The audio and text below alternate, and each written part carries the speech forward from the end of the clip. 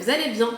On se retrouve aujourd'hui dans une vidéo pour que je vous dévoile toutes mes petites astuces et mes petits conseils pour vous simplifier la semaine et gagner du temps. La première chose que je fais, c'est que je planifie ma semaine. Alors moi, j'utilise l'agenda format papier. Maintenant, je sais que plein de gens utilisent aussi en format numérique, etc. L'essentiel, c'est de vraiment tout planifier pour pouvoir se vider la tête. Personnellement, je note mes horaires, mes rendez-vous, les activités voilà, des enfants ou que j'ai prévues, mes objectifs, mes to-do list pour vraiment vider mon esprit et faire mes tâches l'esprit léger, sans avoir à chaque fois à penser à mince, qu'est-ce que je devais faire aujourd'hui, et puis c'est à quelle heure mon rendez-vous, etc. Vraiment, pour moi, l'agenda, c'est simple, je l'ai toujours à portée de main, et dès que je dois noter, je vous dis n'importe quelle information, je le fais directement, et tout de suite, ça aide vraiment à limiter la charge mentale. Planifier sa semaine à l'avance permet de mieux gérer son temps et d'être beaucoup plus productif. Donc je vous conseille vraiment de le faire. Mon deuxième conseil, qui est un petit peu dans le même thème, est de planifier tous ses repas. Enfin, quand je dis tout, moi je planifie pas tous mes repas parce que voilà, enfin des fois il y a des restes, des fois on va manger à l'extérieur, etc. Mais je me note minimum 5 jours d'idées. Généralement, on en parle en amont avec les enfants, avec mon mari, pour savoir un petit peu qui veut manger quoi. Voilà, comme ça, en plus, ils me donnent leurs idées. C'est pas moi qui ai à chercher toutes les idées toute seule. Et au moins, ça fait plaisir à tout le monde. Tout le monde a un repas dans la semaine où il est content. J'essaye vraiment de varier toutes les semaines les repas. Et vraiment, depuis que je fais cette méthode-là, donc ça date, il y a vraiment depuis quelques années que je marche au planning. Ça évite de manger des pâtes tous les jours. Voilà, vous voyez ce que je veux dire. Genre, on ne sait pas quoi faire, hop, on fait des pâtes. Moi, avant, quand j'étais plus jeune, c'était un petit peu ça. Et maintenant que je fais cette méthode-là, on mange vraiment varié et même on mange peu de pâtes. Alors que j'étais une grande adepte des pâtes personnellement. Mais en fait, voilà, les idées, elles sont là. On n'a pas besoin de se creuser la tête, de chercher. On est beaucoup moins attiré pour aller manger aussi à l'extérieur. Donc, c'est un gain d'argent. Et c'est surtout un gain de temps. Une fois que j'ai effectué mes repas sur mon planning, que j'ai tout reporté, je vais un petit peu fouiller dans mes placards, dans mon frigo, etc. Et j'effectue ma liste de courses. Alors moi, personnellement, quand je peux, j'opte pour le drive. Déjà, ça me fait une économie d'argent. On est beaucoup plus tenté en étant en course de prendre des petites choses qu'on n'a pas forcément besoin pour sa semaine. Et ça me fait surtout gagner en temps et en énergie. Ça peut aussi être contraignant parce que des fois, il n'y a pas tout dans les rayons. On va pas se le cacher. Moi, c'est souvent que j'ai des idées de menu et en fait dans mon drive il n'y a pas comme par hasard le produit que je veux ou la marque que je veux ou voilà, mais je fais généralement toujours un petit complément le samedi. Je vais acheter mes fruits et mes légumes frais. Ça par contre je préfère vraiment les choisir pareil. Au drive j'aime pas trop parce que des fois ils peuvent vous mettre certaines choses à date très courte. Par exemple j'ai remarqué des fois le pain de mie, les yaourts. Ça, c'est un peu embêtant. Je vais faire un complément dans un autre magasin. Souvent, je vais à Grand Frais ou je vais à Leclerc. Voilà.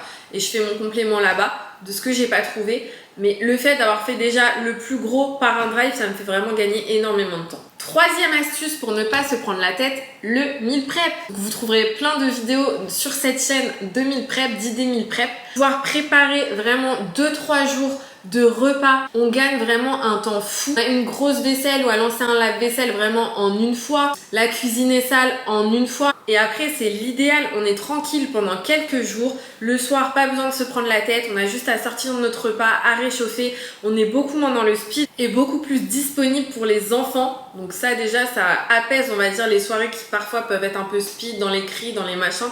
Là, au moins, ça retire ça. Et franchement, c'est le top. Quatrième astuce et pas des moindres, organiser son ménage. Je sais, je vais vous saouler avec ça, je vous en parle tout le temps.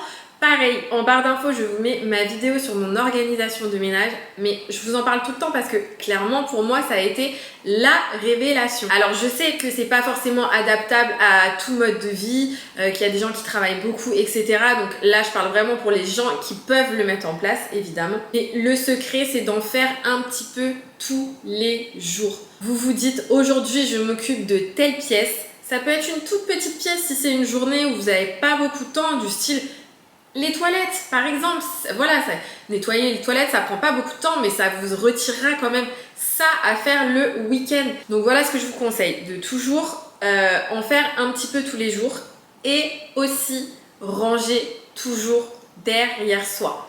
Quand il y a un petit truc qui traîne, on évite de mettre ses petites œillères en se disant je vois pas, non, il y a quelque chose par terre, on le ramasse, on le met à sa place. Quand on prend quelque chose dans un tiroir ou quoi, qu'on s'en sert, on évite de le poser sur un meuble, sur la table. Non, ça prend quelques secondes de plus de le remettre à la bonne place. On le fait. Ça évite surtout d'en avoir trop. Voilà, après ça arrive à tout le monde. Moi aussi, je suis la première à qui ça arrive. Des fois, je prends, je pose.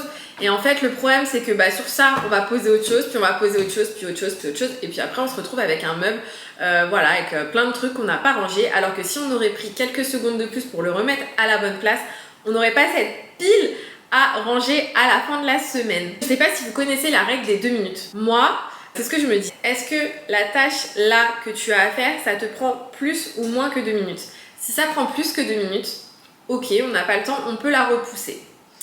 Maintenant, si c'est une tâche qui prend moins de 2 minutes, je le fais. Je me pose même pas la question, je sais que ça prend moins de 2 minutes, je le fais. Retaper un lit, ranger des affaires, détendre une machine, juste la détendre et la mettre dans le bac à linge et ranger plus tard, mais juste le fait déjà de l'avoir détendue. Ranger quelques trucs qui traînent dans la cuisine, enfin je sais pas, il y a plein de tâches qui prennent moins de 2 minutes et ça je me pose même pas la question, vraiment je le fais. Ce qui est important aussi, c'est de trouver une place à chaque objet. Limite même déjà quand vous achetez quelque chose, essayez de penser, bon ça je vais l'acheter mais il faut que je lui trouve une place, limite dans votre tête pensez-y, où je vais mettre ça. Et au moins quand il y a des choses qui traînent, on sait que cet objet-là, il va là. Il n'y a même pas à réfléchir. Quand on range, ça va là, ça a sa place. Voilà, donc si je peux vous donner mes conseils pour cette 4e astuce, vraiment, c'est d'organiser votre ménage pour ne pas se laisser submerger, d'en faire un petit peu tous les jours et de ranger derrière soi. Et apprendre aussi aux maris et aux enfants à faire pareil. Mes enfants, ils sont sur le planning.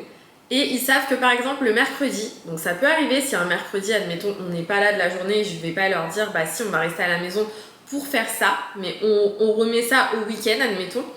Mais en tout cas, mes enfants, ils savent que le mercredi, ils ont leur chambre à ranger et à faire leur petit ménage.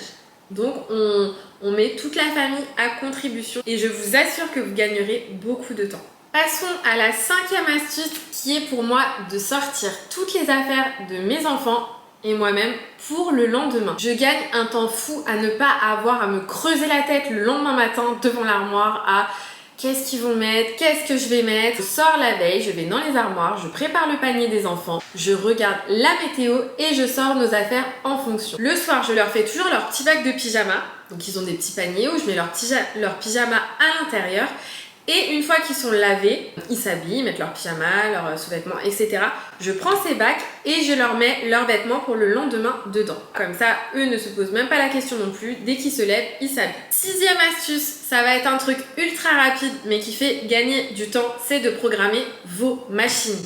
Donc le soir, ce que je fais, c'est que je mets une machine que je fais en départ différé, comme ça, soit elle tourne la nuit, soit elle tourne au petit matin, et comme ça, quand je me réveille, je n'ai plus qu'à l'étendre ou à la mettre au sèche-linge. Programmer une machine, c'est vraiment quelque chose qui prend peu de temps, mais qui en fait gagner. 7e astuce, préparer la table du petit déjeuner. Donc je sors tout ce qui est gâteau, compote, je mets tout au milieu de la table, comme ça les enfants le lendemain, une fois qu'ils sont prêts, ils n'ont plus qu'à descendre et aller déjeuner sans que j'ai besoin d'être forcément avec eux si moi je suis occupée dans la salle de bain ou dans une chambre, enfin dans ma chambre à faire mon lit ou quoi.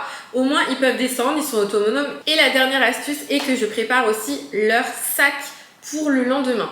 C'est-à-dire que s'ils ont piscine, je vais mettre le sac de piscine, je vais regarder une dernière fois dans les cartables si j'ai bien tout signé, si les devoirs, bon, les devoirs généralement je les fais avec eux donc il n'y a pas de souci, mais voilà, je fais une dernière petite inspection, je leur mets leur bouteille d'eau ou leur gourde, je prépare toutes leurs affaires, je mets leurs petites chaussures devant le sac et leur manteau, et comme ça le lendemain matin j'ai plus ça à penser, ça c'est prêt.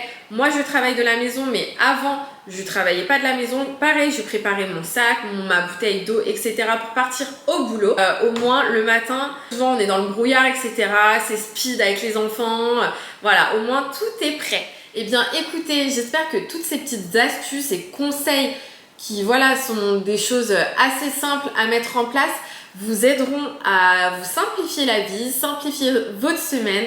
J'espère que cette vidéo vous aura plu. On se retrouve la semaine prochaine pour une future vidéo.